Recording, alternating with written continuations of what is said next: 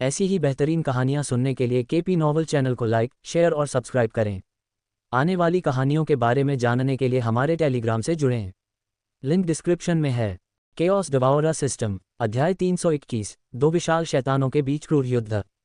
काबूम! पूरी दुनिया में एक भयानक शॉकवेव फैल गई, क्योंकि डेमोगोर्गन की आंखें सदमे में चौड़ी हो गईं। बूम! तुरंत वह एक तोपखाने के गोले की तरह पीछे की ओर धंस गया। उसकी पीठ बिना रुके उसके पीछे सैकड़ों गगनचुंबी इमारतों को चीरती हुई चली गई। एस्ट्रल तलवार पकड़े ज़ेरा का हाथ अनियंत्रित रूप से हिलता रहा, क्योंकि उसके पैर जमीन पर बड़े बड़े गड्ढे खोद रहे थे। धमाका! धमाका! ज़ेरा के पीछे की जगह चश्मे के टुकड़े की तरह फट गई, क्योंकि उसने अपने दो हाथों को पीछे की ओर पटक दिया, सफलतापूर्वक अपनी पीछे की गति को रोक लिया, और अगले ही पल बूम! उसका शरीर पहले से ही डेमोगोर्गन की आकृति का पीछा करते हुए तेजी से हवा में उछल रहा था। अराजकता की आंखों से वह पहले से ही लगभग 100 मीटर दूर डेमोगोर्गन को देख सकता था, जो वर्तमान में एक गगनचुंबी इमारत के खिलाफ लेटा हुआ था। और तुरंत ज़ेरा ने अपने हाथों में सुनहरा त्रिशूल उठाया, जो एक और भी चमकदार सुनहरी रोशनी के साथ चमक उठा। मरना! प्रकाश की एक सुनहरी किरण एक शूटिंग स्टार की तरह तेजी से आगे बढ़ी और तुरंत ज़ेरा की दृष्टि से गायब हो गई और ज़ेरा की तुलना में तेज़ गति से बाहर की ओर बढ़ गई, जो वर्तमान में दिमाग को सुन्न करने वाली मैक 5 गति से आगे बढ़ रही थी। धमाका! उसकी पीठ विशाल इमारत से टकराई, जिससे पूरी संरचना पीछे की ओर झुक गई, क्योंकि डेमोगोर्गन के मुंह से दर्द की कराह निकली, जो जल्द ही अविश्वास और फिर क्रोध में बदल गई, और तुरंत वह उस जगह से बाहर निकल गया जहां वह गिरा था। अचानक विस्फोट से पूरी गगनचुंबी इमारत बिखर गई। केवल एक जलती हुई वस्तु से उसका सामना हुआ, जो तुरंत उसकी छाती के सामने आ गई, इससे पहले कि वह अपनी दरांती को आगे बढ़ा पाता। खड़खड़ाहट! धातु की टक्कर की आवाज़ सुनाई दी, जब त्रिशूल को दो पंखों की जोड़ी ने रोक दिया, जो डेमोगोर्गन के शरीर से कसकर लिपटे हुए थे और त्रिशूल को उसकी छाती में घुसने से रोक रहे थे। लेकिन ये केवल एक पल के लिए था, क्योंकि ज़ेरास उसके सामने प्रकट हुआ। अपने दाहिने हाथ को मुट्ठी में बंद करके उसने जगह के चारों ओर की पूरी हवा और ऊर्जा को चूस लिया।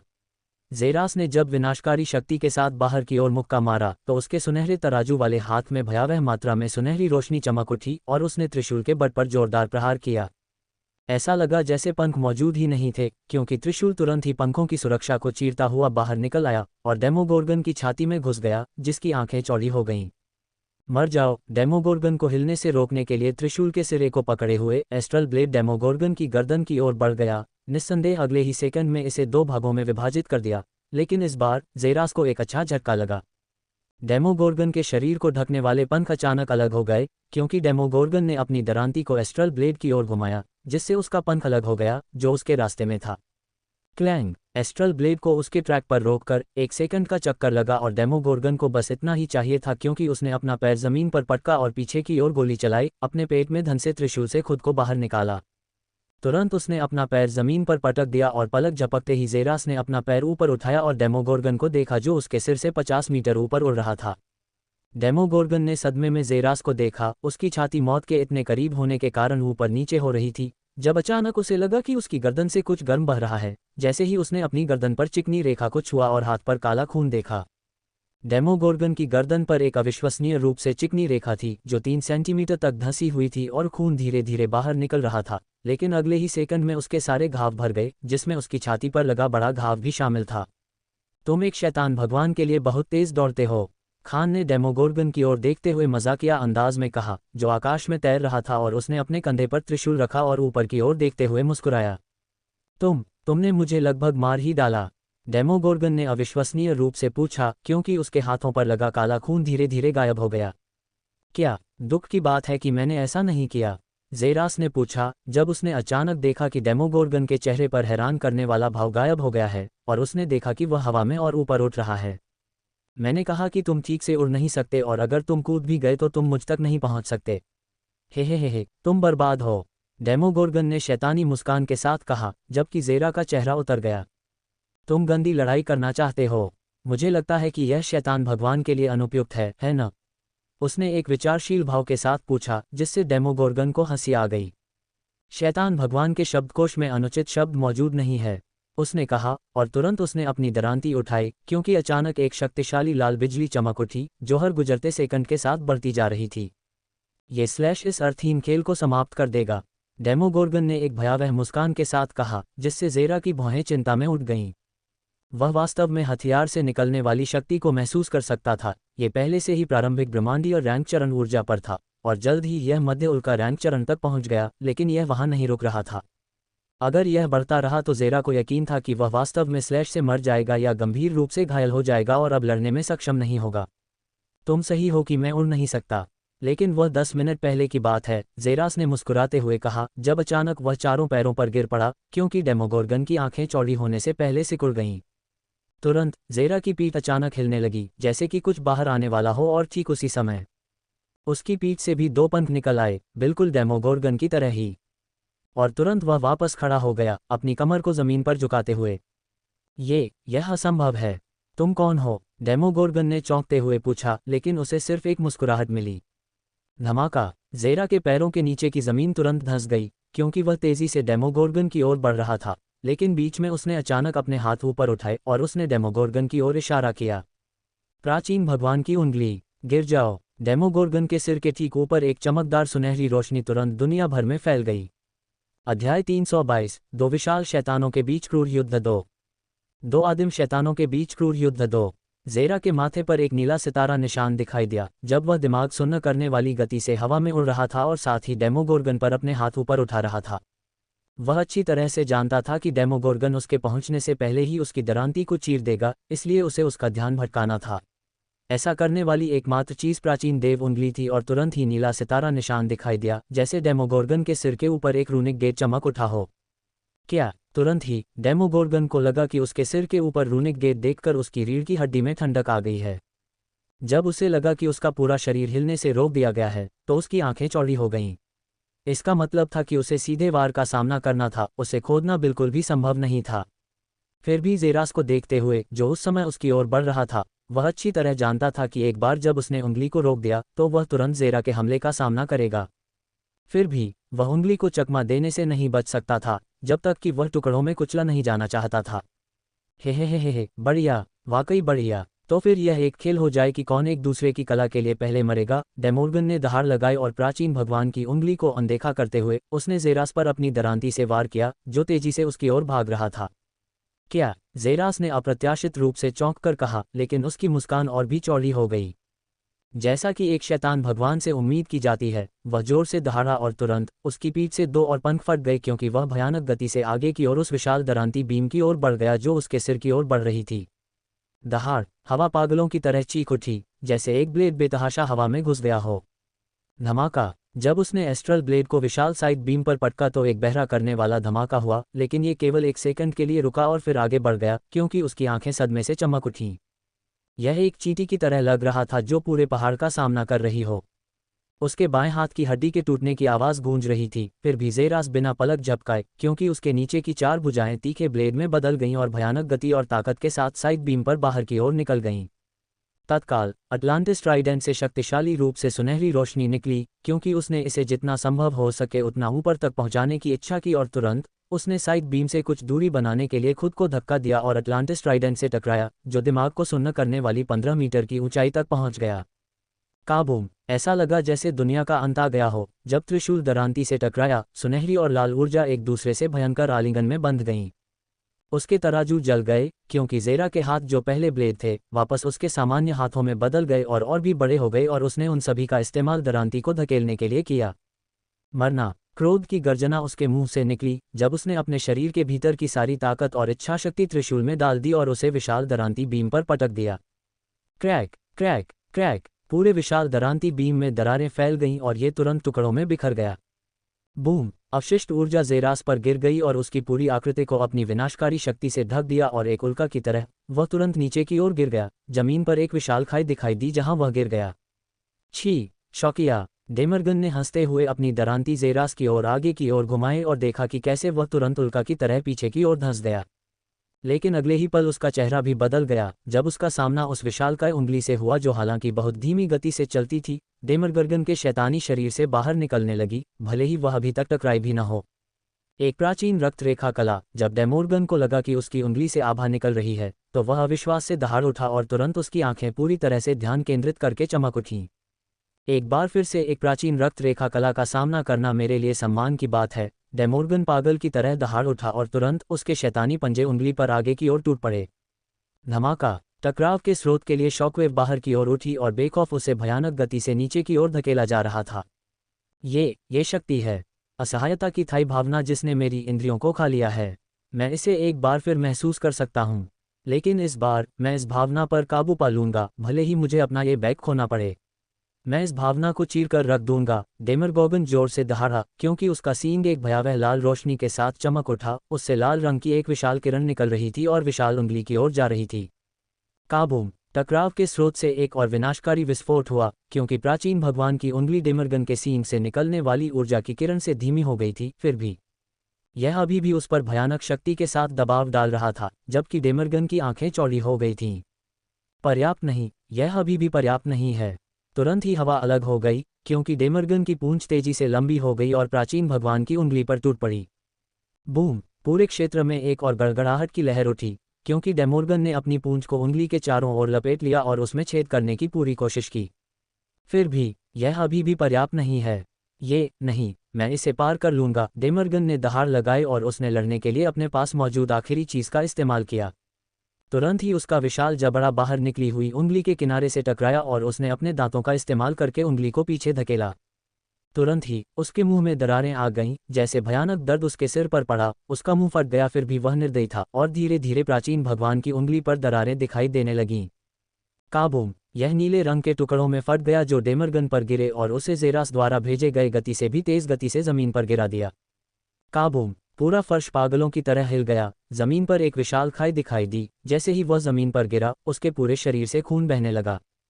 दर्द की एक कराह उसके होठों से निकली, क्योंकि उसने महसूस किया कि उसकी चेतना धीरे धीरे अंधेरे में समा रही थी। फिर भी वह अपने प्रतिद्वंद्वी के अंत को देखने के लिए संघर्ष कर रहा था, क्योंकि डेमोगोर्गन खुद को गड्ढे से बाहर खींच रहा था। उसकी आंखें आगे देख रही थीं, लेकिन ज़ेरास को देखकर चौंक गई, जो पहले से ही उससे 20 मीटर दूर खड़ा था।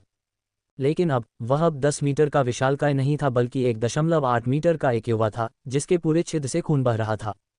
ज़ेरास ने अपने सामने मौजूद घृणित व्यक्ति को देखा, जो प्राचीन भगवान की उंगली का विरोध करने में सक्षम था और फिर भी खड़ा था।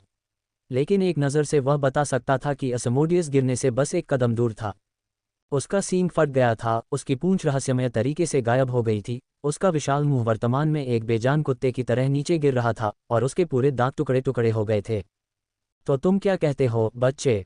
मुझे यकीन है कि मैं तुम्हें एक ही उंगली से कुचलकर मार सकता हूं और दुनिया में ऐसा कुछ भी नहीं है जो मुझे रोक सके। डेमोगोर्गन ने एक दुष्ट मुस्कान के साथ कहा, लेकिन जब ज़ेरास ने अपना सिर ऊपर उठाया तो वे तुरंत मिट गए। उसके चेहरे पर एक मुस्कुराहट थी। कुछ भी तुम्हें रोक नहीं सकता। सच में? ज़ेरास ने एक मुस्कुराहट के साथ पूछा और तुरंत डेमोगोर्गन का चेहरा बदल गया, क्योंकि उसने देखा कि ज़ेरास धीरे धीरे अपनी उंगली उठाता है और उन्हें एक साथ जोड़ता है। अराजक अस्तित्व कौशल, खोखला डोमेन, उसने बुदबुदाया। जैसे ही उसके पैरों से छायाएं निकली और तुरंत ही अंधकार की एक विशाल गेंद बन गई, जिसने दोनों आकृतियों को कसकर ढक दिया और उन्हें देखने से रोक दिया। डेमोगोर्गन की आंखों में हजारों भावनाओं का मिश्रण था जब उसने ज़ेरास को देखा, या कम से कम जिसे उसने सिंहासन पर बैठना चाहिए था। यह एक शैतानी इकाई थी, जिसका मात्र रूप देखकर ही उसकी रीढ़ में सिहरन पैदा हो गई, क्योंकि वह उसे सदमे में देख रहा था। अब तुम्हें मुझसे कौन बचा सकता है? ज़ेरास ने शैतानी मुस्कान के साथ पूछा, क्योंकि उसकी आंखों में अंधेरा भंवर तेजी से घूम रहा था और उसने डेमोगोर्गन को अपने चेहरे पर एक दिलचस्प भाव के साथ देखा। उसके प्रतिद्वंद्वी ने एक सरल कला का प्रदर्शन किया था और तुरंत ही स्थिति उसके खिलाफ हो गई।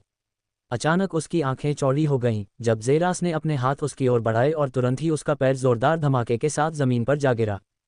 उसके बाद उसकी गर्दन और फिर दोनों हाथ, और तुरंत वह ज़ेरास के सामने कुत्ते की तरह लेट गया, जो धीरे धीरे अपने शैतानी सिंहासन से उठा और उसकी ओर चलने लगा। हर कदम से पूरा सिंहासन कक्ष पागलों की तरह हिल रहा था, मानो वह ज़ेरास के सिंहासन से नीचे उतरने की शक्ति का सामना नहीं कर सकता था। और धीरे धीरे वह डेमोगोर्गन के सामने पहुंच गया। उसके हाथ तुरंत आगे बढ़े और उसने डेमोगोर्गन के बालों को पकड़ लिया और उसे अपने चेहरे पर खींच लिया, सीधे उसकी आंखों में देखते हुए मुस्कुराया। किसी ने मुझसे कहा कि वह मुझे एक उंगली से कुचल सकता है। मुझे आश्चर्य है कि वह कौन था। क्या आपको ये बताने में कोई आपत्ति है कि वह कौन था? मैं अपने शब्द वापस लेता हूँ, डेमोगोर्गन ने कहा, और ज़ेरा की मुस्कान और भी चौड़ी हो गई। ये शैतान भगवान डेमोगोर्गन जैसा नहीं लगता जिसे मैं जानता हूँ। हा हा हा हा। और अचानक डेमोगोर्गन हंसने लगा। क्या तुम जानते भी हो कि तुम क्या हो? डेमोगोर्गन ने कहा, और इस बार उसके चेहरे पर एक विजयी मुस्कान थी। धमाका! पूरा सिंहासन कक्ष पागलों की तरह हिल गया जब ज़ेरास ने उसे जमीन पर पटक दिया और पूरे हॉल में दरारें पड़ गईं।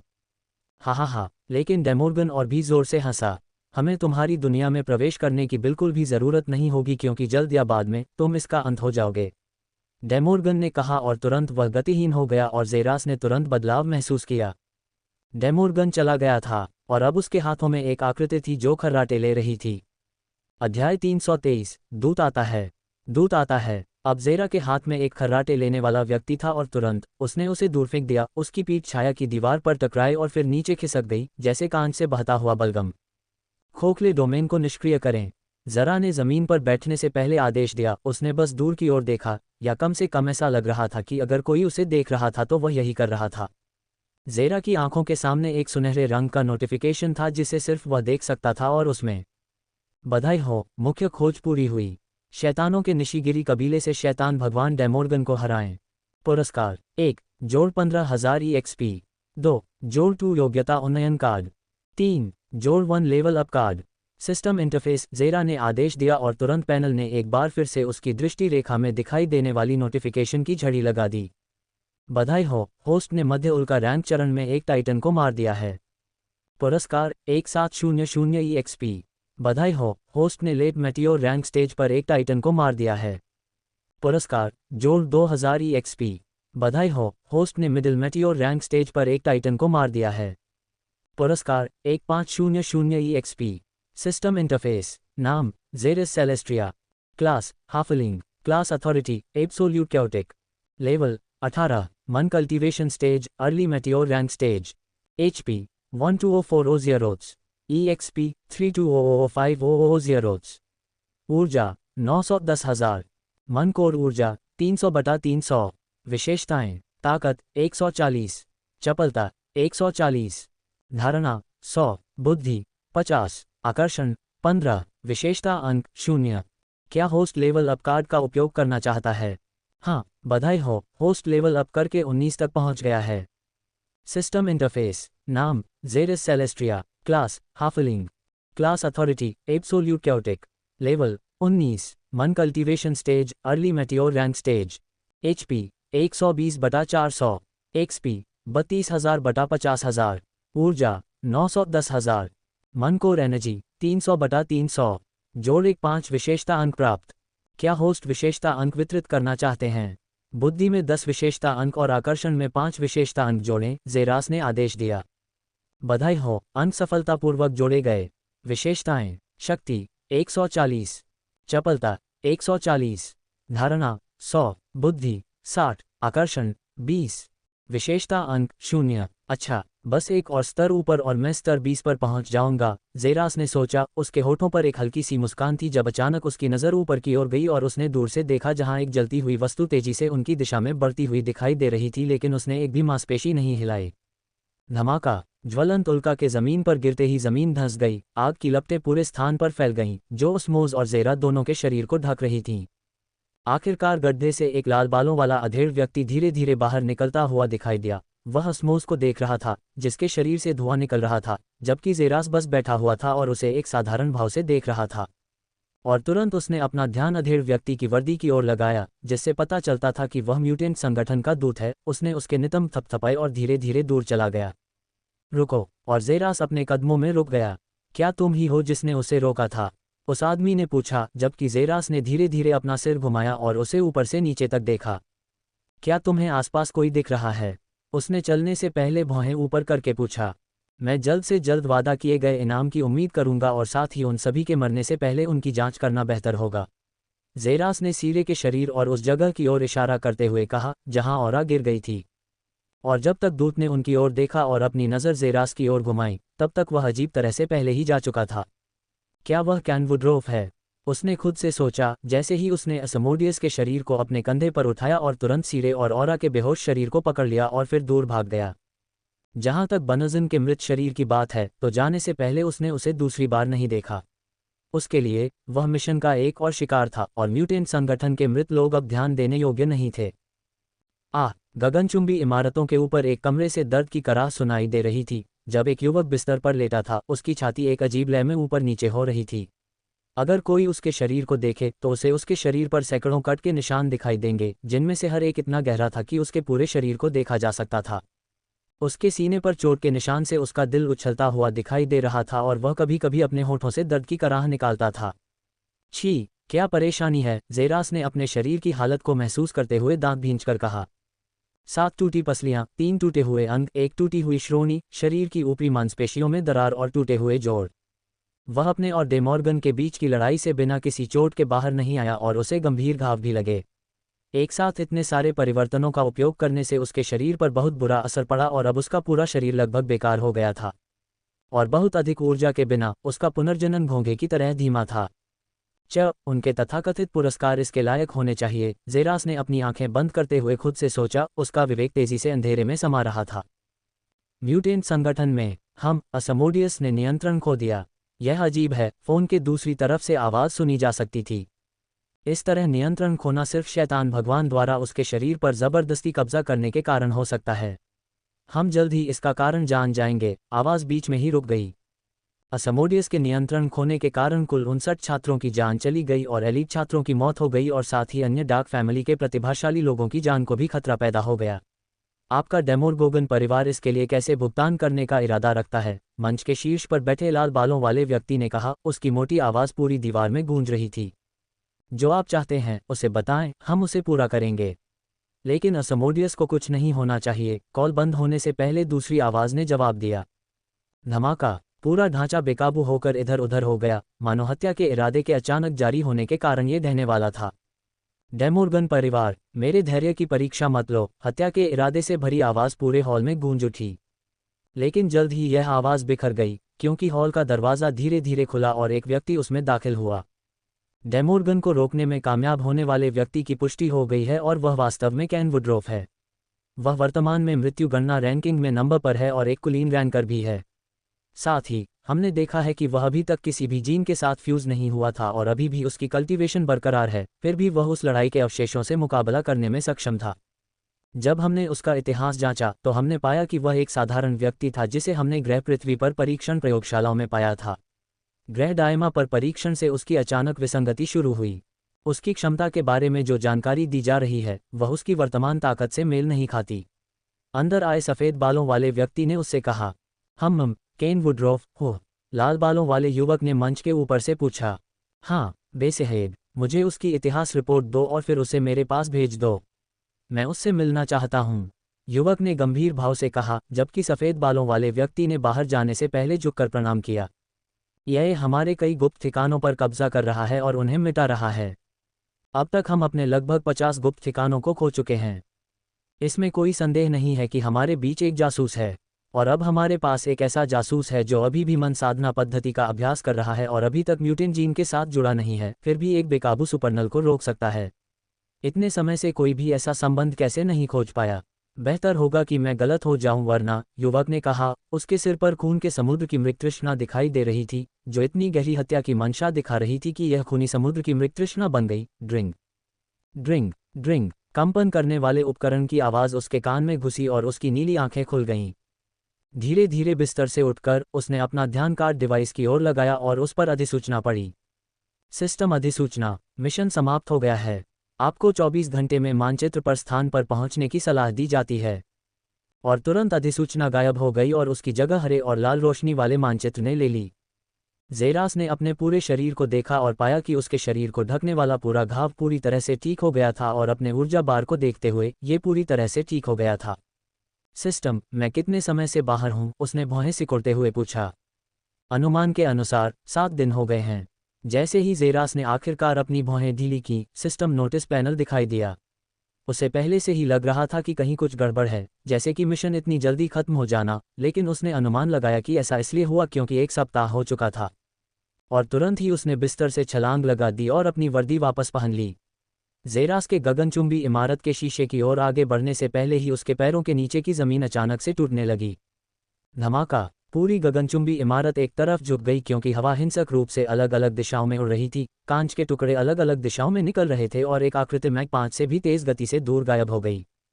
अध्याय 324, समस्या दस्तक देती है। विशाल अंतरिक्ष यान को हवा में लगभग 2 मीटर ऊपर तैरते हुए देखा जा सकता था।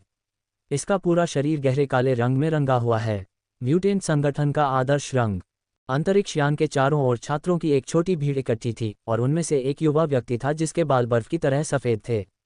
वह एक तरफ खड़ा था और उसकी खाली आंखें जगह जगह देख रही थीं, दूसरे छात्रों की फुसफुसाहट को अनदेखा करते हुए जो कभी कभी उसकी ओर देखते और इशारा करते थे। उनमें से बहुत से लोग कैन वुडरोफ के बारे में नहीं जानते थे, हालांकि वह भी एक कुलीन छात्र था। अन्य 5 शैतानी बच्चों के विपरीत जिन्हें उनके परिवारों द्वारा लंबे समय से प्रतिभाशाली माना जाता था, कैन वुडरोफ के बारे में लगभग कोई जानकारी नहीं थी। केवल एक बार उसने सार्वजनिक रूप से अभिनय किया था जब उसने 6 चुनौती देने वालों से लड़ाई की और उन्हें पूरी तरह से खत्म कर दिया।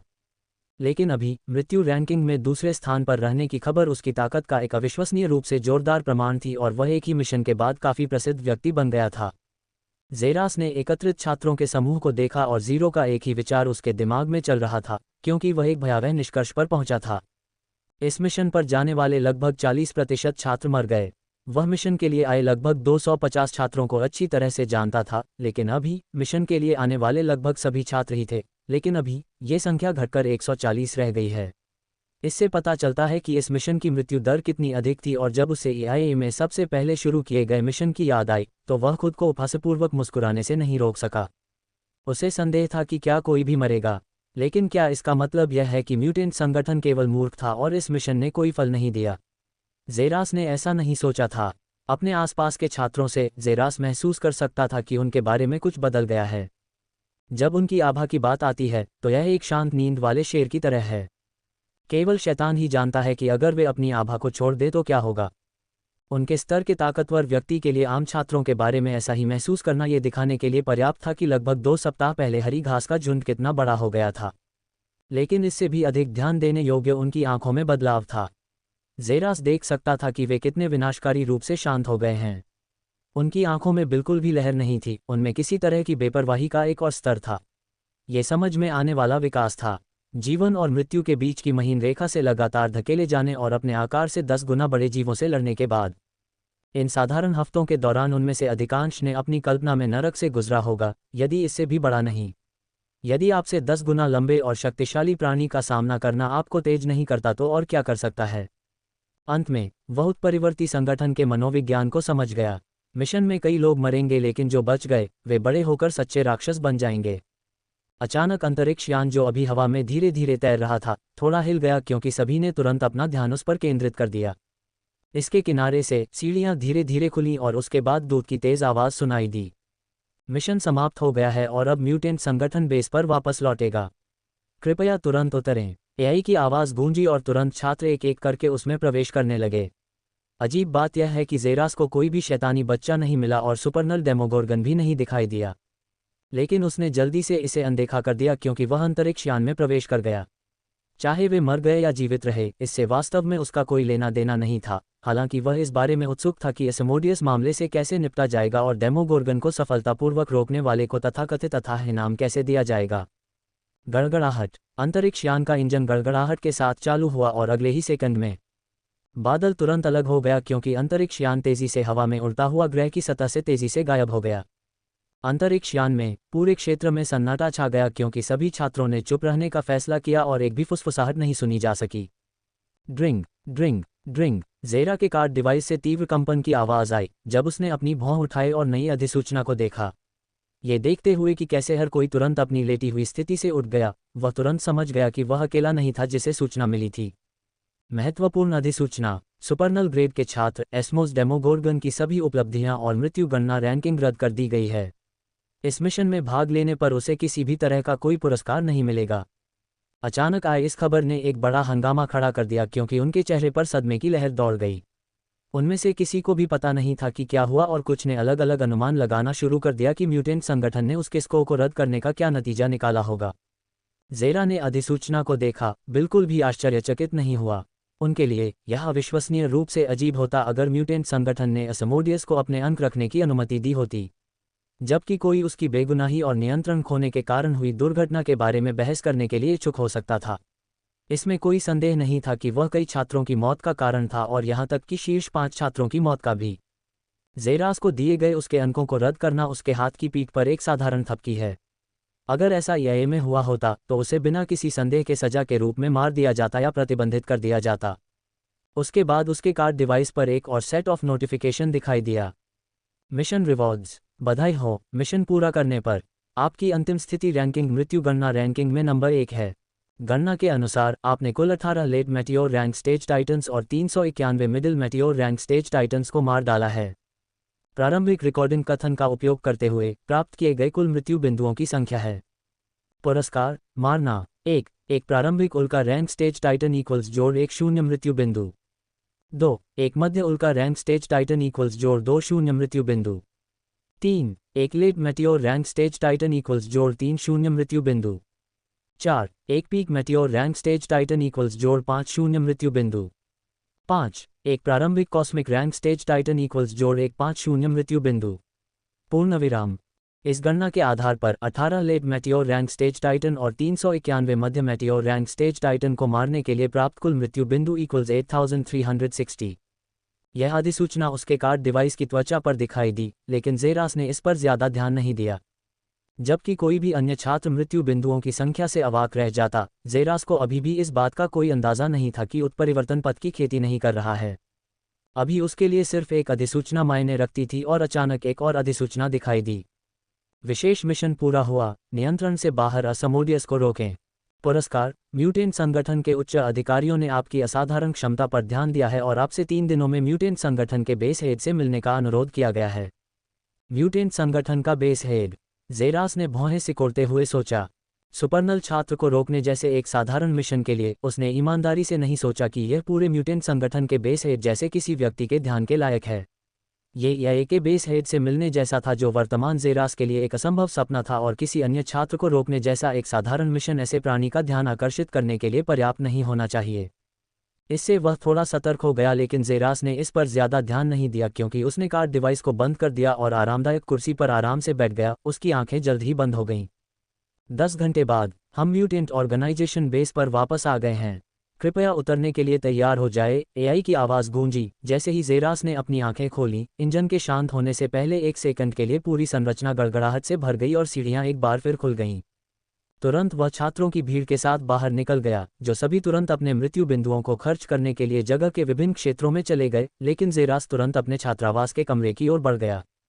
लेकिन जैसे ही वह अपने छात्रावास के कमरे के करीब पहुंचा, उसकी आंखें खतरनाक रूप से सिकुड़ गईं क्योंकि उसने अपने दरवाजे के सामने काले लबादे में लिपटे 3 आकृतियों को बैठे देखा।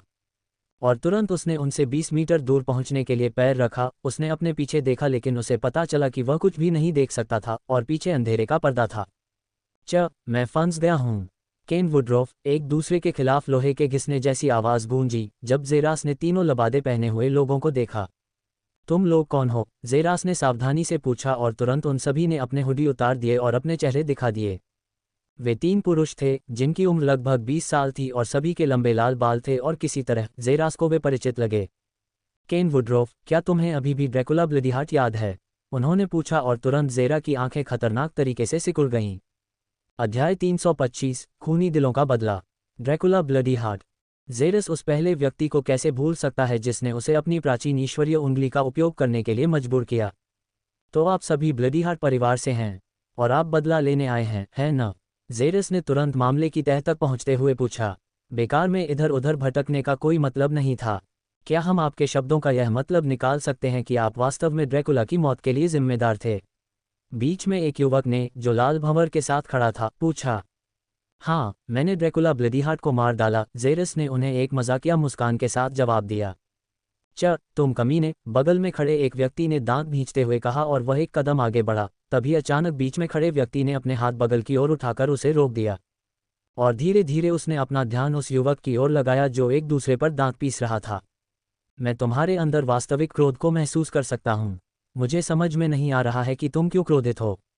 तुम्हारे भाई ने 40 से अधिक छात्रों को मार डाला, उनके दिल निकालकर चबा डाला। सबसे बुरा जानवर भी अपने शिकार के साथ ऐसा नहीं करेगा। और अब जब वह मर गया तो तुम क्रोधित हो। क्यों? उसने भौहें चढ़ाकर पूछा। मेरे भाई ड्रैकुला की तुलना उन 40 मरे हुए लोगों से नहीं की जा सकती। वह एक राजा है और वे सभी गुलाम हैं। अगर राजा 100 गुलामों को मरवाना चाहता है तो इसमें कोई अपराध नहीं है। ये बस चीज़ों का प्राकृतिक क्रम है जिसे तुम जैसे नीच व्यक्ति कभी नहीं समझ सकते। युवक ने दांत पीसते हुए कहा। अगर उसके सामने हाथ नहीं उठाया जाता तो जेरास को यकीन था कि वह तुरंत उसका सिर काटने की कोशिश करता। तो तुम्हारा भाई एक उच्च जीवन है और बाकी सभी नीच लोग हैं, मुर्गे जिन्हें मनमाने ढंग से मारा जा सकता है। और ऐसा क्यों है? क्योंकि वह मजबूत है और शक्तिशाली ब्लडीहार्ट परिवार से भी है। तो फिर तुम्हारे भाई की मौत जायज है। वह बहुत कमज़ोर था और मेरे लिए मर गया। ये पूरी तरह से उसकी गलती है। तुम सब मेरे दरवाजे पर क्यों जमा हो रहे हो? अगर किसी को दोष देना है तो नरक में जाओ और अपने भाई को पर्याप्त रूप से मजबूत न होने के लिए दोषी ठहराओ। जेरास ने पूरी तरह से तिरस्कार में कहा, क्योंकि उसने देखा कि युवक के दिल में लाल भंवर और भी अधिक गति से घूम रहा था। फिर भी वह अपने सामने वाले हाथ से आगे नहीं बढ़ा। क्या तुम्हें एहसास भी है कि तुम फंस गए हो? उनके बीच में जो था, जिसे जेरास आसानी से नेता के रूप में इंगित करने में सक्षम था और शायद सबसे मजबूत भी था, क्योंकि उसकी भावनाहीन लाल आंखें उसे खाली देख रही थीं। क्या एक शेर को परवाह है कि वह खरगोशों के समूह के साथ एक जाल में बंद था? तुम मूर्ख हो और तुम अपनी अज्ञानता की कीमत अपनी जान देकर चुकाओगे। नहीं, तुम सब मूर्खों का झुंड हो। मुझे मारने की योजना बनाने से पहले तुम्हें मेरे बारे में पर्याप्त शोध करना चाहिए था, और अब तुम सब अपनी मूर्खता की कीमत अपनी जान देकर चुकाओगे। जेरास ने जवाब दिया और तुरंत पूरी दुनिया एक हत्या के इरादे से भर गई जिसने पूरी दुनिया को लाल रंग में रंग दिया। धमाका, जमीन धंस गई। दरारें पूरे क्षेत्र को सजाती हैं क्योंकि बीच में मौजूद आकृति फीकी पड़ गई और पलक झपकने से पहले ही उसके सामने आ गई। और जेरास से 1 इंच दूर लाल रंग की आंखें उसकी अपनी आंखों में घूरती हुई दिखाई दे रही थीं। मैंने तुमसे कहा था कि तुम अपनी मूर्खता की कीमत अपनी जान देकर चुकाओगे। अलविदा, ल्यूक ने कहा, और तुरंत जेरा की छाती के सामने की हवा चीख उठी और तुरंत फट गई, जैसे एक खूनी लाल पंजा अविश्वसनीय शक्ति के साथ आगे बढ़ा जो एक छोटे से पहाड़ को चूर्ण में बदल सकता था। फिर भी ताली, 2 हाथों के एक दूसरे पर थप्पड़ मारने की आवाज़ और ल्यूक की आंखें अविश्वास में सिकुड़ गईं। तुरंत ही उसकी नज़र जेरा की बाईं आंखों पर पड़ी, क्योंकि उसने महसूस किया कि उनके भीतर का अंधेरा भंवर तेजी से घूमने लगा है। अंधेरे का एक बिंदु अंदर दिखाई दे रहा है। तुम मूर्ख हो, शब्द उसके सिर में जोर से गूंजे, क्योंकि उसने महसूस किया कि जेरा उसकी नज़रों से पूरी तरह से गायब हो गया है और वह अपने पैरों पर जोर से गिरा। अराजक अस्तित्व, कौशल, खोखला डोमेन, ये शब्द पूरे स्थान पर गूंज उठा, क्योंकि तीनों की आंखें चौंक कर चौड़ी हो गईं। उन्होंने देखा कि छाया का एक अजीब द्रव्यमान उनके सभी पैरों को ढंक रहा था और जल्द ही पूरा आकाश गायब हो गया, जिसकी जगह छाया की एक मोटी दीवार ने ले ली। आमतौर पर मैं आप लोगों के साथ खेलता, क्योंकि हम एक दूसरे पर मुक्के और लात घूंसे बरसाते। उनके पीछे से आवाज़ आए और वे सभी तुरंत पीछे मुड़े। उनकी नज़र एक शैतानी आकृति से मिली जो नुकीली गद्दी पर बैठी थी, पैर क्रॉस करके और अपने जबड़े के नीचे हाथ रखे हुए। दुर्भाग्य से मैं अभी अभी लात घूंसे की लंबी यात्रा से लौटा हूँ। मेरा मूड नहीं है, जेरास ने एक उदासीन भाव के साथ उत्तर दिया, और तुरंत ही अगले ही सेकंड में उसका भाव बदल गया और सिंहासन से उठकर 3 खूनी दिलों की ओर इशारा करते हुए पूर्ण ध्यान में बदल गया। खोखला डोमेन, कौशल, खोखला बिंदु, शब्द धीरे धीरे पूरे स्थान पर गूंजे, लेकिन तुरंत ल्यूक का चेहरा बदल गया, क्योंकि उसने जेरा की उंगली के केंद्र में एक बिंदु को ढहते हुए देखा और उस पर एक छोटी काली गेंद दिखाई दी। छी, उसने जोर से कहा, इससे पहले कि उसके चेहरे पर एक पागल मुस्कान दिखाई दे। अरे, तुम्हें नहीं लगता कि तुम ही अकेले हो जिसके पास डोमेन है ना? ल्यूक ने कहा, और तुरंत उसने अपनी दोनों उंगलियों को एक साथ मोड़ लिया, अपनी दोनों हथेलियों को एक साथ पकड़ लिया, जबकि उसकी बाईं ओर की 2 उंगलियां उसके बाईं ओर की एक में फंस गईं और बाकी 2 उसकी हथेली पर कसकर जकड़ी हुई थीं। खूनी दिल, डोमेन, पुरुषवादी दिल, ल्यूक ने कहा, क्योंकि उसके लाल रंग के बाल उसके पीछे बेतरतीब ढंग से उड़ रहे थे। उसके पैरों के नीचे यह पानी पर खून की एक लाल बूंद की तरह था। जैसे ही ये लहरदार हुआ और खून उसके पैरों के नीचे के पूरे क्षेत्र में फैल गया, अचानक ल्यूक को आश्चर्य हुआ। ये पूरे क्षेत्र को कवर नहीं कर रहा था, केवल 10 मीटर के दायरे तक पहुंच रहा था। ये कैसे संभव है? उसका डोमेन मेरे डोमेन से अधिक मजबूत है, ल्यूक ने चौंक कर पूछा, लेकिन तुरंत ही इससे बाहर आ गया जब उसने महसूस किया कि जेरास के सामने काले बिंदु से एक मन सुन्न करने वाली आभा खिल रही है। तुरंत ही उसके पैरों के नीचे खून जम गया, ठोस हो गया, और उसने तुरंत तीनों की आकृति को एक गेंद की तरह ढक लिया। छी, बदमाश, जेरास ने एक दुष्ट मुस्कान के साथ सोचा, और तुरंत ही उसने अपना दूसरा हाथ उठाया और दोनों हाथों को आगे की ओर इशारा किया। खोखला डोमेन, कौशल, खोखला बिंदु, और तुरंत ही एक और गोलाकार बिंदु दिखाई दिया और दोनों भयानक गति से आगे की ओर फट गए। ऊर्जा -2000। काबूम, एक भयानक शॉकवेव पूरे स्थान पर फैल गई, क्योंकि जेरा की उंगली के सामने की जगह दरारों में लिपटी हुई थी। शैटर, अंतरिक्ष कांच की तरह टूट गया और एक गेंद लाल बैरियर पर जा गिरी। बूम, अध्याय 326, उन्हें पूरी तरह से नष्ट करना। जब गेंद रक्त अवरोधक पर गिरी तो हवा में चिंगारी निकली जो अवरोधक पर पागलों की तरह घूम रही थी, जो कुल 5 सेकंड तक टिकी रही। ये तुरंत ही फट गई और तीनों लोग दिखाई दिए जो बिना किसी नुकसान के वहां खड़े थे, जबकि गेंद भी अपनी ऊर्जा से थक गई थी और हवा में बिखर गई थी। लेकिन तीनों राहत की सांस ले रहे थे जब एक और गेंद भयानक शक्ति के साथ उनकी ओर बढ़ी। अंतरिक्ष फट गया और उसके पीछे कांच में बिखर गया। क्या धमाका! और तुरंत ही यह उनके बीच में फट गया, जिससे अंतरिक्ष का एक गोलाकार बिंदु दिखाई दिया और फैलने से पहले आसपास की हवा को सोख लिया। ज़ेरास ने अपने दोनों हाथ नीचे कर दिए और अपने चेहरे पर संतुष्ट मुस्कान के साथ उस अराजकता को देखा जो उसने अभी अभी पैदा की थी। जिस स्थान पर 3 आकृतियां औपचारिक रूप से खड़ी थीं, वहां जमीन पर 2 आकृतियां पड़ी थीं, जो पूरी तरह से जल चुकी थीं और उनकी सारी खालें काली हो गई थीं और 1 सेकंड बाद वे राख में बदल गईं क्योंकि उनके अवशेष अंतरिक्ष में उड़ गए। 3 सेकंड से भी कम समय में वे पूरी तरह से अस्तित्वहीन हो गए। केवल खून से लथपथ ल्यूक बचा था, जो अपने साथियों की बहती राख को देख रहा था। उसकी आंखें उनमें सदमे को छिपाने में असमर्थ थीं। तुम अभी भी जीवित हो, ज़ेरास ने संकुचित आंखों से सोचा, लेकिन जल्द ही शांत हो गया जब उसने देखा कि उसके शरीर को ऊर्जा का नीला गुंबद ढंक रहा है। ऐसा लग रहा था कि अपने साथियों के विपरीत, ल्यूक ने हमला करने से पहले एक सुरक्षा अवरोध को सक्रिय करने में कामयाबी हासिल की। 0 मोडा, उसने खाली आवाज में फुसफुसाया, इससे पहले कि वह एक बार फिर अपनी उपस्थिति में वापस लाया जाता, जब ज़ेरा की आवाज़ उसके पीछे से गूंजती। आप जानते हैं, ये पहली बार है जब किसी व्यक्ति ने मेरे खोखले डोमेन के भीतर एक डोमेन का उपयोग किया था। मैं शुरू में आपके द्वेषपूर्ण हृदय क्षेत्र से किसी प्रकार के प्रतिरोध की प्रतीक्षा कर रहा था, लेकिन यह एक ही हमले में समाप्त हो गया। तुमने मुझे निराश किया, उसने खाली आंखों से कहा और धीरे धीरे लाल रंग की सीढ़ियों से नीचे उतरकर ल्यूक की ओर चला गया। तुमने उन दोनों को मार डाला है, जैसे अविश्वास के साथ कहा।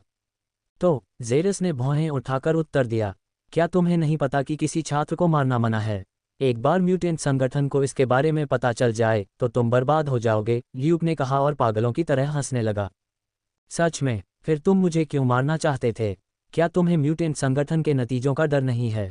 उसने ल्यूक को दिलचस्प तरीके से देखते हुए पूछा। ऐसा इसलिए था क्योंकि हमने अवरोध स्थापित किया था और हमें यकीन था कि संगठन को सचेत करने से पहले हम तुम्हें मार सकते हैं। सच में? ज़ेरस ने द्वेषपूर्ण मुस्कान के साथ पूछा। ल्यूक की आंखें चौड़ी होने से पहले संकुचित हो गईं क्योंकि वह तुरंत समझ गया कि ज़ेरस अपनी बात से क्या कहना चाह रहा था। तुम्हारे सपनों में, ल्यूक जोर से चिल्लाया और तुरंत उसने एक टेलीपोर्टेशन कार्ड निकाला। मैं तुम्हें 0 और मोडा को मारने के लिए माफ़ नहीं करूंगा, लेकिन मुझे बदला लेने की भी कोई ज़रूरत नहीं है क्योंकि तुम भी मारे जाओगे, और इस बार म्यूटेंट ऑर्गेनाइजेशन द्वारा। हे, अपने बचे हुए समय का आनंद लो। ल्यूक ने एक क्रूर मुस्कान के साथ सड़क पर कदम रखा और तुरंत अपने हाथ में कार्ड को कुचल दिया। अंतरिक्ष बेतहाशा घूम रहा था, लेकिन 5 सेकंड तक इंतजार करने के बाद भी कुछ नहीं हुआ। भले ही अंतरिक्ष बेतहाशा घूम रहा था, टेलीपोर्टेशन कार्ड के मौजूद होने का संकेत। क्या हो रहा है? ल्यूक उलझन में सोच रहा था क्योंकि वह कुचले हुए कार्ड को देखता रहा जब अचानक उसके कानों में आवाज़ गूंजी। क्या तुम अपने आसपास देखने के लिए एक पल भी नहीं निकाल सकते? ज़ेरास ने पूछा क्योंकि ल्यूक ने अपने चारों ओर देखा और तुरंत उसके जबड़े ज़मीन पर गिर गए। उसके पूरे शरीर को अथाह छायाओं से बने विशाल पंजे घेरे हुए थे और वे सभी एक साथ इकट्ठे हो गए। उनके पंजे उसके चारों ओर पूरे स्थान को बंद कर रहे थे। ऐसा नहीं था कि टेलीपोर्टेशन कार्ड काम नहीं कर रहा था, बल्कि ऐसा था कि उसके चारों ओर स्थान बंद हो गया था। तस्क, तुम्हें बस कार्ड को कुचल देना चाहिए था और भाग जाना चाहिए था। मुझे ये बताना कि तुम टेलीपोर्ट करने जा रहे हो तुम्हारे विनाश का संकेत था। ज़ेरास ने अपना सिर हिलाया और एक एक करके ल्यूक की ओर बढ़ा और फिर धीरे धीरे हवा में उठकर उसके सामने खड़ा हो गया। अंत में, तुम सच में मूर्ख थे। ये शब्द ल्यूक के कानों में धीरे से फुसफुसाए गए जब उसने देखा कि युवक अपनी पीठ मोड़कर धीरे धीरे वापस जमीन पर आ गया। तुरंत ल्यूक की आंतें और अंग उसके होठों से बाहर निकल आए क्योंकि उसकी दोनों आंखें उनकी कोठरियों से बाहर निकल गई थीं। उसका पूरा शरीर विशाल पंजों से कसकर एक साथ दबा हुआ था। उसकी हड्डियां गल गई थीं और फिर धमाका, वह भयानक दबाव में फट गया। खून चारों ओर फैल गया। खोखले क्षेत्र को निष्क्रिय करें, ज़ेरास ने आदेश दिया और तुरंत उसके पैरों के नीचे की गहरी काली छायाएं उसके अंदर चली गईं और आसपास का क्षेत्र एक बार फिर से प्रकट हो गया। एक स्पष्ट अभिव्यक्ति के साथ उसने देखा कि कैसे अंधेरे का पर्दा धीरे धीरे छंट रहा था और वह अचानक वहीं खड़ा हो गया। जब उसने महसूस किया कि कोई व्यक्ति उस पर नजर रख रहा है तो वह सदमे में जड़वत हो गया। अपनी गर्दन को एक तरफ झुकाते हुए उसने एक सुनहरे बालों वाली आकृति देखी जो दीवार पर लेटी हुई थी। उसके होठों पर एक सिगरेट थी और वह अपने मुंह से बड़ी मात्रा में गैस बाहर निकाल रहा था और ज़ेरास को भावशून्य भाव से देख रहा था। अब हम बराबर हैं, असमोडियस ने कहा और तुरंत वह दीवार से उठ खड़ा हुआ और अपने छात्रावास के कमरे में चला गया। ज़ेरास ने कुछ सेकंड के लिए पीछे की ओर देखा, फिर उस पर एक लंबी मुस्कुराहट दिखाई दी और वह भी अपने कमरे में घुस गया। अगले ही सेकंड में दरवाज़ा बंद हो गया। क्या दिलचस्प आदमी है, उसने सोफे पर बैठते हुए खाली स्वर में कहा। उसका सिर कुछ सेकंड पहले हुई वास्तविकता से चमक रहा था। ऐसा लग रहा था कि असमोडियस ने आखिरकार डेमोगोर्गन के नियंत्रण से खुद को वापस पा लिया, लेकिन ये केवल ज़ेरास द्वारा डेमोगोर्गन को हराने के कारण था। कोई कह सकता है असमोडियस के जीवित रहने का एकमात्र कारण जेरास था, इसलिए असमोडियस उसका ऋणी था। लेकिन एस्मोज ने देखा कि जेरास ने ब्लडी हॉट तिकड़ी को मार डाला और चूंकि एक छात्र को मारना निषिद्ध था, इसलिए एस्मोज जेरास की रिपोर्ट म्यूटेंट संगठन को कर सकता था। लेकिन उसने ऐसा न करने का फैसला किया, जिसे जेरास पर एहसान करने के रूप में समझा जा सकता है, इसलिए वे दोनों अब बराबर थे। अध्याय 327 तूफान से पहले शांति। यह मुख्यालय में विशाल कमरा सैकड़ों यह अधिकारियों से भरा हुआ था, जो अपने अपने कंप्यूटर पर काम कर रहे थे। कंप्यूटर के सबसे ऊपरी हिस्से में एक अतिरिक्त विशाल कंप्यूटर रखा हुआ था, जो पूरे आगे के हिस्से को कवर कर रहा था, और स्क्रीन पर एक नक्शा था, जिसमें एक चमकता हुआ लाल बिंदु था, जो लगातार जगह जगह घूम रहा था। हालांकि समय बीतने के साथ साथ यह धीमा होता जा रहा था। अचानक कमरे का दरवाज़ा खुला और एक सफ़ेद बालों वाला व्यक्ति कमरे में दाखिल हुआ। जैसे ही यह अधिकारियों ने उस आदमी को देखा, वे सभी तुरंत खड़े हो गए और एक साथ शब्द गूंज उठे। हमने उच्च अधिकारी को देखा है। ओह कृपया कड़ी मेहनत जारी रखें, कमांडर सिग्रिड ने उन सभी को विदा करते हुए कहा, जबकि वे अपना काम जारी रखते हुए विशाल स्क्रीन के सामने खड़े आदमी की ओर चल पड़े। कमांडर, गहरे काले बालों और आंखों में चश्मा लगाए मध्यम आयु वर्ग के व्यक्ति ने सिर झुकाकर अभिवादन किया, लेकिन जब उसने महसूस किया कि कोई हाथ उसके कंधे को दबा रहा है और धीरे से उस पर थपथपा रहा है, तो वह तुरंत उठ खड़ा हुआ। फिर दोनों व्यक्ति विशाल स्क्रीन या सबसे महत्वपूर्ण रूप से लाल बिंदु की ओर मुड़े, जो बार बार अंदर बाहर झपका रहा था। आप ट्रैकिंग के साथ कितनी दूर तक गए हैं? कमांडर सिग्रिड ने कहा, उनकी आवाज़ में भारीपन के साथ उम्मीद भी थी। हमने सबसे पहले एक स्थिर स्थान देखा, जो लगातार बदलती गति में था। हमारा मानना है कि यह वह जगह थी जहां म्यूटेंट संगठन स्थित था। लेकिन कुछ समय पहले ट्रैकर का स्थान बदल गया और हमने पता लगाया कि यह कहाँ था। यह पृथ्वी के दायरे से बाहर एक आदिवासी ग्रह था। स्थान 2 सप्ताह तक स्थिर रहा, लेकिन कुछ घंटे पहले यह प्रारंभिक स्थिति में वापस आ गया, जो हमें लगता है कि म्यूटेंट संगठन था। हमारा अनुमान है कि वह म्यूटेंट संगठन के पहले मिशन पर गया था और इसमें 2 सप्ताह लगे और अब वह एक बार फिर म्यूटेंट संगठन बेस में वापस आ गया है। अगर हमें केवल 60% की संभावना दर के लिए यकीन था कि म्यूटेंट संगठन वास्तव में उस स्थान पर था, तो अब हम 90% तक निश्चित हो सकते हैं कि यह वास्तव में म्यूटेंट संगठन का मुख्य आधार था। अधिकारी कोनरो ने ट्रैकिंग की अवधि में जो कुछ हुआ उसका पूरा सारांश दिया। ये वास्तव में बहुत बढ़िया है कोनरो, कमांडर सिग्रिड ने अपनी आंखों में विस्मय चमकते हुए कहा। सारांश सब कुछ बहुत सरल लग सकता है, लेकिन वह अच्छी तरह से जानता था कि अनंत आकाशगंगा जैसे अंतरिक्ष के अनिश्चित विस्तार में किसी व्यक्ति को ट्रैक करने के लिए क्या करना पड़ता है। हमने म्यूटेंट संगठन के अनुमानित स्थान का पता लगा लिया है। हम अंततः ये समझकर ऐसा करने में सक्षम थे कि आकाशगंगा रिवॉल्वर कैसे काम करती है, और अब हम अगले 1 घंटे के लिए 90% निश्चितता की संभावना के साथ इसके अनुमानित स्थान को प्राप्त करने में सक्षम हैं। अब हम सुरक्षित रूप से आगे बढ़ सकते हैं, कमांडर, अधिकारी कोनरो ने कमांडर सिग्रिड की आंखों में चमक के साथ कहा। अच्छा कोनरो, अच्छा, म्यूटेंट संगठन के आधार का पता लगाने के लिए यह आप पर निर्भर करेगा। अच्छा काम करते रहो, कमांडर सिग्रिड ने कहा। जब अधिकारी कोनरो ने सम्मानपूर्वक झुककर प्रणाम किया और कमांडर सिग्रिड प्रयोगशाला से बाहर निकल गए। वापस बालकनी में आकर उन्होंने एक गहरी सांस ली और जोर से सांस छोड़ी, इससे पहले कि उनके हाथ उनकी जेब में रखे डिवाइस की ओर बढ़े। एक ही झटके में डिवाइस को बाहर निकालते हुए उन्होंने डिवाइस को अपने एरास में उठाने से पहले इंटरफेस के साथ खेला। सिग्रिड, बोर्ड की परिषद पिछले 3 घंटों से इस कॉल का इंतजार कर रही है। तो आप क्या कहते हैं? हम हमला करते हैं। 30 मिनट बाद EIA के बाहर हजारों विशालकाय अंतरिक्ष यान, जिनमें से प्रत्येक का आकार और माप अजीब था, अंतरिक्ष में व्यवस्थित रूप से व्यवस्थित थे, जो EIA लड़ाकों से भरे हुए थे, जो पूरी तरह से हथियारों से लैस थे। अंतरिक्ष में ही 2 लोग खड़े थे। एक कमांडर सिग्रिड था और दूसरा एक और कमांडर था, जिसे जेरास ने तुरंत कमांडर लेविरोन के रूप में पहचान लिया होगा। उनकी कुल संख्या कितनी है और वे कुछ सेकंड के अंतराल में कितना नुकसान कर सकते हैं? कमांडर सिग्रिड ने अपने नीचे अंतरिक्ष यानों के समुद्र को देखते हुए पूछा। कुल 10,000 कॉस्मिक रैंक हैं, जिनमें से प्रत्येक में विनाशकारी क्षमताएं हैं और सभी टेक्नो एप्सिलॉन ग्रेड शस्त्रागार से सुसज्जित हैं। एलीट रैंकिंग के सैनिकों को उनमें सावधानी से मिलाया गया है, जो राइजिंग स्टार रैंक से एक स्तर ऊपर सबसे कम है। पूरे बेड़े को कुल 10 श्रेणियों के आधार पर विभाजित किया गया है और लड़ाकू संचालन विभागों को कुल 60% हिस्सा मिलता है। उसके बाद अंतरआयामी विभाग को कुल 30% हिस्सा मिलता है और बाकी को अन्य आवश्यक विभागों को मिलता है। क्या आपको लगता है कि यह कुछ सेकंड के अंतराल में म्यूटेंट संगठन को नष्ट करने के लिए पर्याप्त है? अधिकारी सिग्रिड ने ठंडी आंखों से पूछा। मुझे लगता है कि यह एक अतिशयोक्ति है, सिग्रिड। यदि म्यूटेंट संगठन जमीन पर या हवा में गंदी लड़ाई करना चाहता है, तो हम 3 गुना अधिक तैयार हैं। हम इस दिन का इतने लंबे समय से इंतजार कर रहे थे। इस बार EIA इस ऑपरेशन में पूरी ताकत लगा रहा है, कमांडर लेविरोन ने कहा। उनकी आंखों में भी एक ठंडी चमक चमक रही थी। क्या आपने असंभव परिदृश्यों की भी गणना की है? कमांडर सिग्रिड ने अपनी आवाज़ में भारीपन के साथ पूछा। हमारे अनुमान के अनुसार अगर हम इस पूरे बेड़े को खो देते हैं तो ईआई ने अपनी कुल 70% मारक क्षमता खो दी है। कमांडर लेविरोन ने अपने पैरों के नीचे बेड़े को घूरते हुए कहा। यह इतना सार्थक होगा कि एक समूह की घृणा को मिटा दिया गया। इस मिशन के लिए कितने राक्षसी प्रतिभाओं को तैनात किया गया था? कुल 3। हमने बेपरवाह देवदूत, मुस्कुराते हुए बुद्ध और असीम परिवर्तन करने वाले जोकर को तैनात किया है। अच्छा, वध देवी के बारे में क्या? कमांडर सिग्रिड ने पूछा, जबकि लेविरोन की आंखें सिकुड़ गई थीं। मोनिका एक ढीला पेंच है। यह मिशन 150% की सफलता दर तक बढ़ेगा, लेकिन आप अच्छी तरह से जानते हैं कि जब मोनिका हार जाती है तो क्या होता है। ऐसा होने पर इस युद्ध में कोई विजेता नहीं होगा। कमांडर लेविरोन ने गंभीरता से कहा।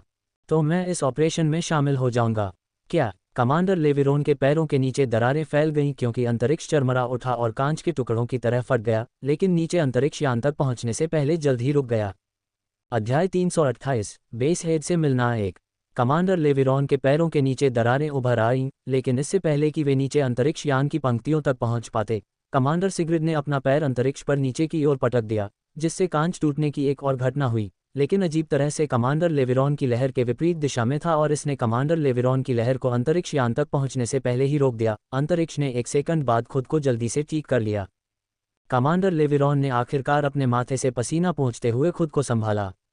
1 सेकंड के लिए उसने अनजाने में अपनी आभा को छोड़ दिया था और वह अकेले ही उसके पैरों के नीचे कम से कम 20% अंतरिक्ष यान को मिटाने के लिए पर्याप्त था। तुम इस ऑपरेशन में शामिल होना चाहते हो? सिग्रिड, क्या तुम पागल हो गए हो? कमांडर लेविरोन ने पूछा और खुद पर विश्वास न करते हुए हंसा, लेकिन कमांडर सिग्रिड के चेहरे पर गंभीर भाव देखकर उसकी मुस्कान जल्द ही गायब हो गई। हाँ, मैं चाहता हूँ। मुझे लगता है कि एक कमांडर को समूह के साथ जाना चाहिए, इसलिए मैंने ऐसा करने की पेशकश की। कमांडर सिग्रिड ने लेविरोन के चेहरे को अनदेखा करते हुए कहा, जो वर्तमान में वो बना हुआ था, लेकिन कमांडर लेविरोन के अंतरिक्ष के विशाल विस्तार को देखते ही वह चुप हो गया। आप बहुत जिद्दी व्यक्ति हैं सिग्रिड, और मैं बता सकता हूं कि आपने पहले ही अपना मन बना लिया है। मैं आपको रोक नहीं सकता, लेकिन बस एक सावधानीपूर्वक याद के तौर पर। सिग्रिड, भले ही हम इंसानों के बीच काम कर रहे हों और उनके बीच रह रहे हों, हम पहले से ही मानवता से परे हैं। अपनी आभा को सरलता से बाहर निकालें और आप इस मिशन के विनाश का मंत्र लिख सकते हैं। आप जो भी करें सिग्रिड, कोई हरकत न करें। कमांडर लेविरोन ने अपने अंतिम शब्दों पर जोर देते हुए कहा। चिंता मत करो लेविरोन, मैं मूर्ख नहीं हूं, कमांडर सिग्रिड ने जवाब दिया और उन्होंने अपना उपकरण निकाला और उस पर एक विशाल लाल बटन पर क्लिक किया। गड़गड़ाहट। अंतरिक्ष में अराजकता फैल गई क्योंकि युद्ध के कई अंतरिक्ष यान जीवन में आ गए और तुरंत दूरी में चलने लगे। दुनिया में ऐसा कोई संगठन नहीं था जो इतनी ज्यादा मारक क्षमता का इस्तेमाल कर सके, और ईआईए इतनी ज्यादा मारक क्षमता के साथ किसी भी संगठन को धरती से मिटा सकता है। यही कारण है कि यह रैंकिंग में नंबर 1 के रूप में अपनी निर्विवाद स्थिति का दावा करने में सक्षम था। यह एक युद्ध है लेविरोन, और हम इसे जीतेंगे, कमांडर सिग्रिड ने मुस्कुराते हुए कहा, और उसने लेविरोन को अपने कंधे पर कसकर थपथपाया, जिससे उसके पैरों के नीचे की जगह अचानक सफेद रेखाओं से ढक गई, जो उसके आसन टूटने का संकेत था।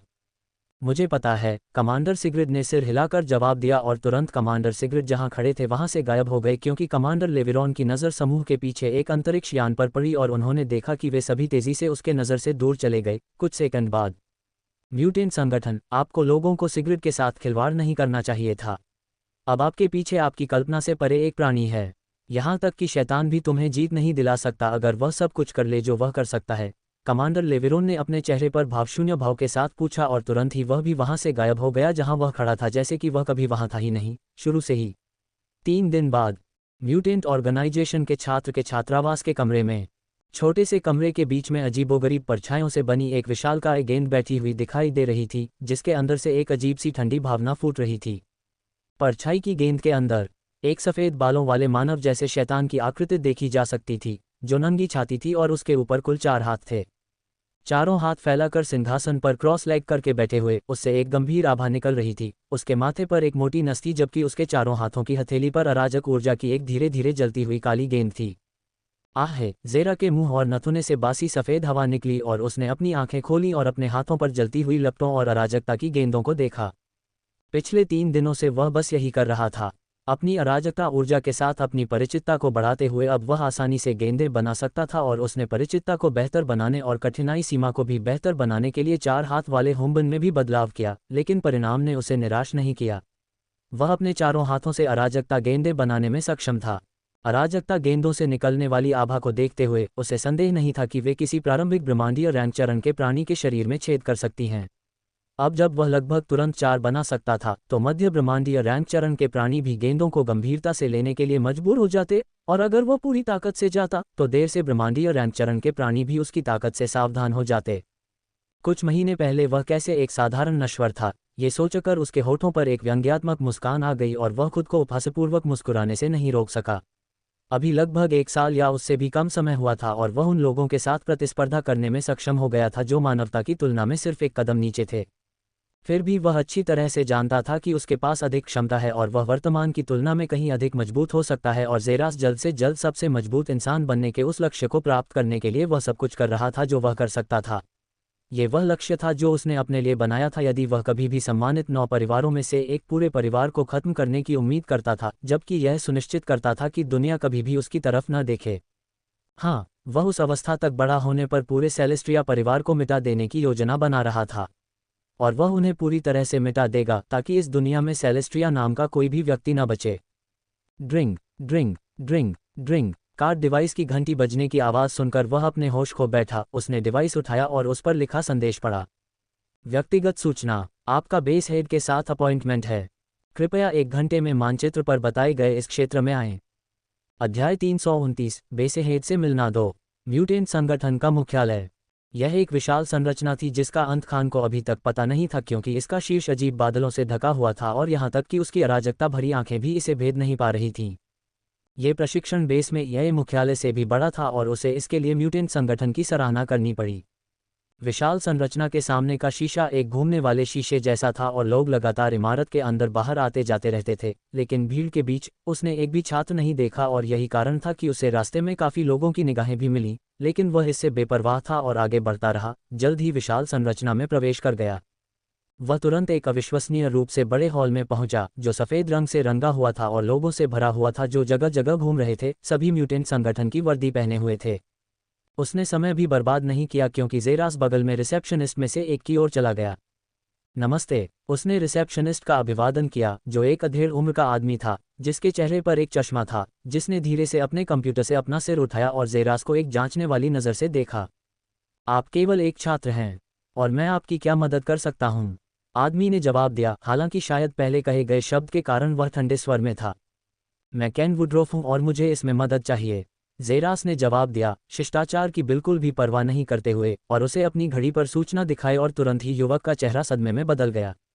मेरे अपमान को माफ़ करें, आप उस लिफ्ट में प्रवेश करके और 999 पर क्लिक करके उससे मिल सकते हैं, आदमी ने जवाब दिया, अपना सिर बार बार झुकाते हुए, जबकि ज़ेरास ने बस उसे हाथ हिलाया और लिफ्ट में प्रवेश किया।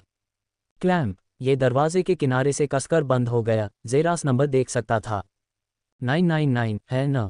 उसने अपने आप में सोचा और तुरंत उसने अपनी उंगलियां आगे की ओर फैलाईं और उसमें नंबर दर्ज किया। जैसे ही लिफ्ट ने बीप की आवाज़ की, अचानक लिफ्ट पर लाल रंग की रोशनी की एक फ्लैश दिखाई दी जो ज़ेरास को सिर से पैर तक स्कैन कर रही थी। कृपया अपनी पहचान बताएं, ज़ेरास ने भौहें उठाईं, लेकिन उसने अपना नाम बताया। केन वुड्रोफ। केन वुड्रोफ, नाम सत्यापित हो गया है और वर्तमान में प्रक्रिया चल रही है। प्रक्रिया पूरी हो गई है, आपका नाम नियुक्ति के लिए निर्धारित लोगों में पाया गया है। तत्काल उन्मूलन प्रोटोकॉल को निष्क्रिय करना। हाँ, ज़ेरास ने अभी अभी सुने शब्द पर भौहें उठाईं। तत्काल उन्मूलन प्रोटोकॉल, इसका क्या मतलब है? डिंग, ज़ेरास ने तुरंत महसूस किया कि उसके शरीर पर भार अचानक बढ़ गया है क्योंकि लिफ्ट इतनी गति से ऊपर की ओर बढ़ने लगी कि उसे लगा कि यह ध्वनि की दुगुनी गति हो सकती है। और फिर भी यह अगले 10 मिनट तक ऐसे ही चलता रहा, जिससे ज़ेरास अवाक रह गया। ये पहली बार था जब वह एक ऐसी लिफ्ट में था जो लगातार 10 मिनट तक चलती रही, और ध्यान देने वाली बात यह थी कि लिफ्ट मैक 2 की गति से चल रही थी। ये केवल एक ही बात थी कि मुख्यालय कितनी ऊंचाई पर है। 5 मिनट बाद, मरना। लिफ्ट ने एक डिंग की आवाज़ की और उसका दरवाज़ा एक बार फिर खुल गया, लेकिन इससे पहले कि वह बाहर निकल पाता, प्रवेश द्वार भी प्रकाश की एक और स्क्रीन से ढका हुआ था और ज़ेरास उसमें से गुजरा, अपने शरीर के चारों ओर लिपटी अजीब तरंगों को महसूस करते हुए, अपने पूरे ढांचे को देखने से पहले कि वह बिखर जाए। और ज़ेरास ने आखिरकार अपना नया वातावरण देखा, और उसके आश्चर्य के लिए ये वास्तव में मुख्यालय के सबसे ऊपर था, बादलों के समुद्र के ठीक ऊपर, लेकिन अभी भी समताप मंडल से पूरी तरह से बाहर निकलने से बहुत दूर। उसके सामने एक पेंटहाउस था जो केवल शीशों से बना था, जिससे संरचना की संपूर्णता बाहर से किसी को भी दिखाई दे रही थी, और इसे हर तरह से शानदार ढंग से डिज़ाइन किया गया था जिससे उस शब्द को परिभाषित किया जा सके। चरण चरण चरण। वह उभरते कदमों की आवाज़ सुन सकता था और एक धुंधली आकृति पेंटहाउस से बाहर निकली और उसके प्रवेश द्वार पर खड़ी हो गई और जेरास को एक जांचती हुई नज़र से देखा, इससे पहले कि उसके होठों पर मुस्कान आ जाए। आप शायद कब से एक कदम दूर किसी को देखने का इंतजार कर रहे थे, है ना? मोटी आवाज़ पूरे रॉ में गूंज उठी। जेरा का जबड़ा लगभग जमीन पर गिर गया और उसने अविश्वास में अपने सामने की आकृति को देखा। जेरास को यह विश्वास करना मुश्किल था कि यह वास्तव में पूरे म्यूटेंट संगठन का आधार प्रमुख था। क्यों? क्योंकि उसके सामने वाला व्यक्ति बहुत छोटा था। वह एक युवा व्यक्ति था जो शायद अभी 20 या 20 की उम्र का था। और जब जेरास ने एक ऐसी क्षमता का इस्तेमाल किया जिसका उसने कुछ समय से इस्तेमाल नहीं किया था, तो वह अपने सामने सुनहरे रंग के अधिसूचना पैनल को देखकर मुंह खोले खड़ा रहा। System scan. नाम Adrian Belmer. Cultivation stage peak cosmic rank stage. Gene rank A. वह पीक कॉस्मिक रैंक स्टेज पर था। वह युवक जो सिर्फ 20 साल का लग रहा था, वास्तव में मानवता के शिखर के बहुत करीब था। गैलेक्सी रैंक स्टेज तक पहुंचने से बस एक कदम दूर। मेरे विनम्र निवास में आपका स्वागत है। एड्रियन ने मुस्कुराते हुए अभिवादन किया और दोनों हाथ फैलाए, लेकिन तुरंत उसने देखा कि युवक तुरंत एक घुटने पर बैठ गया। इस युवा ने बेस हेड देखा है। जेरास ने सम्मानपूर्वक अभिवादन किया, लेकिन जब उसने अपने कंधे पर एक ठंडी जकड़न महसूस की और उसे अपने पैरों पर खड़ा किया, तो वह चौंक गया, बिना किसी प्रयास के और इतनी तेजी से कि वह समझ भी नहीं पाया। उसने सिर्फ एक घुटने पर बैठने की अपनी हरकत महसूस की और अगले ही पल उसके पैर हवा में लटक गए। तेज। वह भयानक रूप से तेज है। वह अपने मन में चिल्लाया और आश्चर्यजनक रूप से वातावरण में कोई शॉकवेव या दरारें नहीं थीं। ऐसा लग रहा था जैसे वह युवक शुरू से ही उसके सामने खड़ा था। और एड्रियन ने अपने सामने खड़े युवक को सीधे उसकी आंखों में देखते हुए ऊपर उठाया, खास तौर पर उस पर ध्यान केंद्रित करते हुए जो उसके बाईं ओर था। क्या आप जानते हैं कि मुझे सबसे ज़्यादा क्या नापसंद है? एड्रियन ने मुस्कुराते हुए पूछा। मुझे नहीं पता, सर। औपचारिकताएं। मुझे इससे नफरत है, इसलिए इसे अभी से फेंक दें, उसने कहा और जेरास को वापस अपने पैरों पर खड़ा कर दिया। ये कहने के साथ मैं आपको अपने विनम्र निवास के चारों ओर ले चलता हूँ। मेरा विश्वास करो, यह आपके जीवन में अब तक देखी गई सबसे अच्छी इमारत है और शायद आपके जीवन में भी देखने को मिलेगी। एड्रियन ने गर्व के साथ कहा, क्योंकि वह एक बचकानी लड़की की तरह इमारत में कूद गया। उसके पीछे जेरास भी था। अध्याय 330 बेस हेड के साथ बातचीत। एक। ओह, यहाँ बहुत गर्मी है। जेरा के मुंह से ये शब्द निकले जब उसका पसीना उसके शरीर से नीचे की ओर बह रहा था। ये किसी तरह का गुफा क्षेत्र था और दीवार के छेद से गर्म भाप निकल रही थी। कमरे का तापमान 250 डिग्री सेल्सियस था। इस गुफा के नरक में दो आकृतियां बैठी थीं, जो कमर के चारों ओर लिपटे छोटे से आवरण को छोड़कर पूरी तरह से नग्न थीं। एक सफ़ेद बालों वाला युवक था जो लगातार अपने चेहरे पर हाथ फेर रहा था, क्योंकि उसके शरीर से लगातार पसीना बह रहा था। उसका मुंह कुत्ते की तरह खुला हुआ था। दूसरा लाल बालों वाला युवक था जो अपने चेहरे पर एक आरामदायक मुस्कान के साथ चट्टान के आकार के क्षेत्र में आराम से लेटा हुआ था। ओह, ये दुनिया की सबसे आरामदायक जगह है, एड्रियन ने अपने चेहरे पर एक संतुष्ट मुस्कान के साथ कहा, जबकि जेरास ने ठंडी सांस ली। तुम्हारे लिए कहना आसान है। आमतौर पर जेरास म्यूटेंट संगठन के बेस हेड से ऐसा कहने की हिम्मत नहीं करता, लेकिन एक दूसरे के साथ लगभग 6 घंटे की बातचीत के बाद वह उसके साथ पूरी तरह से सहज हो गया था। उन्होंने शतरंज खेला था, साथ में तैराकी की थी, साथ में खाना बनाया था, साथ में खाया था और साथ में तकियों से लड़ा था। यह पागलपन भरा लग रहा था, लेकिन जेरास के लिए यह और भी पागलपन भरा था, क्योंकि वह उसे मना नहीं कर सकता था। इसलिए उसे ऐसा करने के लिए मजबूर होना पड़ा और जैसे जैसे समय बीतता गया, वह धीरे धीरे भूल गया कि वह म्यूटेंट संगठन के बेस हेड के साथ था। इसलिए तुम्हें कड़ी मेहनत करनी चाहिए और मजबूत बनना चाहिए। पर्याप्त रूप से मजबूत हुए बिना तुम प्रकृति के इस आशीर्वाद का आनंद भी नहीं ले पाओगे। एड्रियन ने शांतिपूर्ण मुस्कान के साथ कहा, जबकि जेरा की अभिव्यक्ति अजीब हो गई थी। क्या इसीलिए तुम मजबूत हो रहे हो? बस जीवन का आनंद लेने के लिए? उसने अपने चेहरे पर एक अजीब भाव के साथ उत्सुकता से पूछा। एड्रियन के साथ बातचीत करने और उसके घर में रहने के परिणामस्वरूप उसने भी यही निष्कर्ष निकाला था। वहाँ असीमित आनंद के अलावा कुछ नहीं था। खेल, भोजन, कपड़े, अजीब जगहों की तस्वीरें। उसके कमरे में बस यही था। हाँ, एड्रियन ने अपने विचार की पुष्टि करते हुए कहा, लेकिन मुझे समझ नहीं आता, ये कैसे मजबूत होने का लक्ष्य हो सकता है? ये बस ऐसा लगता है, आप जानते हैं। बेवकूफ़ी। एड्रियन ने धीरे से सोफे से सीधा बैठते हुए और जेरास को मुस्कुराते हुए देखा। क्या आपको लगता है कि मेरे जैसे मजबूत व्यक्ति के पास मजबूत होने का कोई और बड़ा लक्ष्य होना चाहिए? बदला, सत्ता की प्यास, किसी को साबित करना, ऐसी चीज़ें, एड्रियन ने मुस्कुराते हुए पूछा, जबकि जेरास ने ईमानदारी से सिर हिलाया।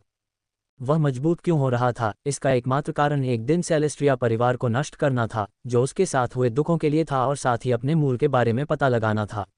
अब यही वह था जिसके लिए वह मजबूत होना कहता है। यही वो चीज़ें हैं जो आपको जीवन की मार झेलने के बाद खड़ा होने के लिए प्रेरित करती हैं। मेरी भी हमेशा ऐसी ही आकांक्षाएं रही हैं। बहुत समय पहले, जब तक मुझे एहसास नहीं हुआ कि वे सभी कितने मूर्ख थे, एड्रियन ने कहा, जब जेरास ने महसूस किया कि उसका हमेशा मुस्कुराता हुआ चेहरा धीरे धीरे गायब हो गया, क्योंकि वह खालीपन से अंतरिक्ष में देख रहा था। मेरे पास एक बार एक प्यारा परिवार था, एक मेहनती पिता, एक मजबूत माँ और एक अच्छी छोटी बहन। वे मेरे लिए सब कुछ थे, सब कुछ, मेरे जीने का एकमात्र कारण, जब तक कि वे सभी एक ही व्यक्ति द्वारा मिटा दिए गए। जब आप ताकत के एक निश्चित स्तर पर पहुंच जाते हैं, कैन, आप बहुत से लोगों को बिना एहसास किए रुला देंगे। मेरे सामने अपने पूरे परिवार को खत्म होते देखना, जाहिर है, सबसे स्वाभाविक बात यह थी कि मैं उस व्यक्ति के पीछे जाऊं जिसने मुझे दुख पहुंचाया। और तुम उसके पीछे गए? जेरास ने गंभीर भाव से पूछा। बेशक, मैंने किया। मैंने ब्रह्मांडीय रैंक चरण तक पहुंचने के लिए बहुत कष्ट सहे, भले ही वैज्ञानिक रूप से मेरी क्षमता के आधार पर मैं जिस उच्चतम साधना तक पहुंच सकता था, वह उल्का रैंक चरण था।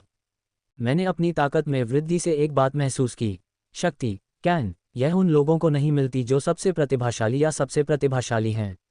यह उन लोगों को मिलती है जो इसे सबसे अधिक चाहते हैं। और मुझे सत्ता की बहुत चाहत थी, इतनी बुरी तरह से कि मैंने अपनी इंसानियत को त्याग दिया। और जब मुझे आखिरकार सत्ता मिल गई, तो मैं उसी के पीछे पड़ गया जिसने मुझे इस दुख में डाला था। क्या तुम जानते हो कि मैंने उसके साथ क्या किया? एड्रियन ने जेरास से पूछा, उसके चेहरे पर एक जंगली मुस्कान थी। तुमने क्या किया? जेरास ने उत्सुकता से पूछा। मैंने उसे अपने पूरे परिवार को अपने हाथों से मारने के लिए मजबूर किया। फिर मैंने उनके दिलों को पकाया और उसे खाने के लिए मजबूर किया। ऐसा करने के बाद मैंने उसे अकेला छोड़ दिया। 3 दिनों के बाद उसने खुद को मार डाला, एड्रियन ने शैतानी मुस्कान के साथ कहा, जबकि जेरा की रीढ़ ठंडी हो गई। सुंदर है न? बदला लेने का कोई सही तरीका है क्या? एड्रियन ने पूछा, जबकि जेरास ने पुष्टि में सिर हिलाया। लेकिन उसके मरने के बाद फिर क्या? एड्रियन ने पूछा, जबकि जेरा की अभिव्यक्ति अजीब हो गई। क्या? फिर क्या? मैंने अपना पूरा जीवन अपनी ताकत बढ़ाने में लगा दिया है। मैंने अपने शरीर और आत्मा को शक्ति के लिए बदल दिया है। और जब मैंने आखिरकार अपना बदला लिया, तो ऐसा लगा, मुझे नहीं पता। फिर क्या? मैंने खुद को 3 साल तक एक पहाड़ में बंद कर लिया और सोचता रहा कि आगे क्या होगा। आगे क्या होगा कैन? एड्रियन ने भौहें चढ़ाकर उससे पूछा, जबकि जेरास ने उसे खाली आंखों से देखा। उसे भी नहीं पता था। तभी मैंने सवाल पूछा, मेरा परिवार मुझसे क्या करवाना चाहता था? मेरे पिता चाहते थे कि मैं उनके हत्यारे की गांड मारूं, जो मैंने किया, और मेरी माँ चाहती थी कि मैं बस जिंदगी जीना जारी रखूं, आज़ादी की जिंदगी, शांति की जिंदगी। और मेरे पिता चाहते थे कि मैं उनकी वंशावली को आगे बढ़ाऊं। यह एहसास हुआ, यही मैंने अपने बचे हुए जीवन में किया। बस जीवन का भरपूर आनंद लिया, बस आज़ादी की तलाश की। और सच्ची आज़ादी तभी हासिल की जा सकती है जब आप सबसे मजबूत हों। और यही मैंने तब से किया है। आपको क्या लगता है कि मैं कैसा कर रहा हूँ? एड्रियन ने पिल्ला जैसी आंखों से पूछा।